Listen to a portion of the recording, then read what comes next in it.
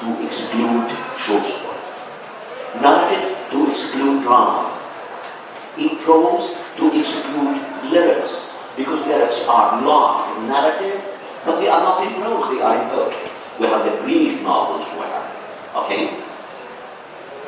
We have the Greek lyrics and epics, okay? An epic is a long narrative, but not in prose, okay? So, a long narrative in prose expressing the writer's views about life. Because in a biography or an autobiography, you have a long narrative in prose, but it does not express the writer's views about life. So here we have a very good definition. It is given by Walter Allen, the great writer who wrote his famous book, English Novel. A long narrative in prose expressing the writer's views about life. Why is it so good? Why is it so good? It is so good because it is inclusive and exclusive, as we said.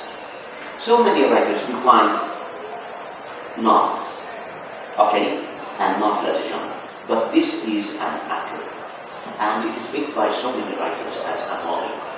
Okay, so here we, as students of English literature, start studying novels. Okay, so your professor or your instructor is going to ask you to read this novel.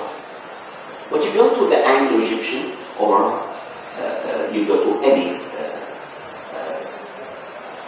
bookstore and ask for the novel. And he says, look, right there, you will see the word fiction. And sometimes he says, look at that side, it is prose. So here we have three confusing words. Fiction, novel, and prose.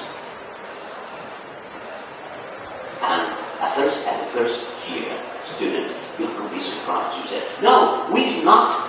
You are going to say, you are going to speak to this man and say, no, I don't want fiction. I want a novel.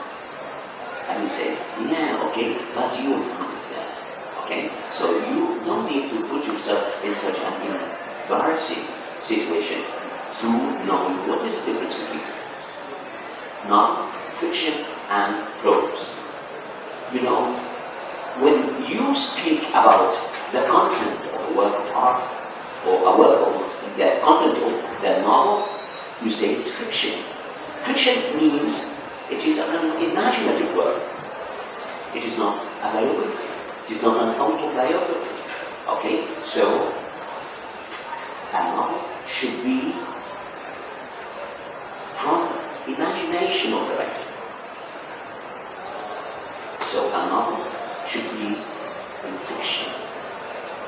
Should be a fictional work. And it should be in prose. So when you consider the content, you call it fiction. And when you consider the form, it is written in prose. And if you consider the language of the work of art, you say it's prose. So you should distinguish between the three terms: novel, fiction, and prose.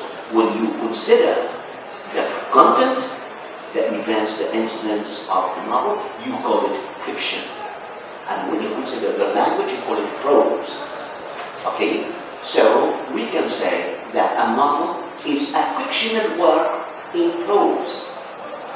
Okay? A fictional work in prose. And you go on with the Walter Allen's definition. Okay? So, as Shakespeare says, nothing comes out of nothing. We need to know the sources of this genre.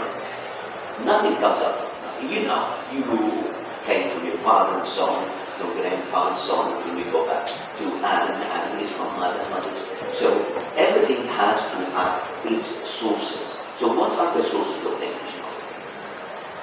First of all, if you are going to write a novel on any topic, you are very likely to make some stories from the Quran, okay? Because this is our glorious book, okay?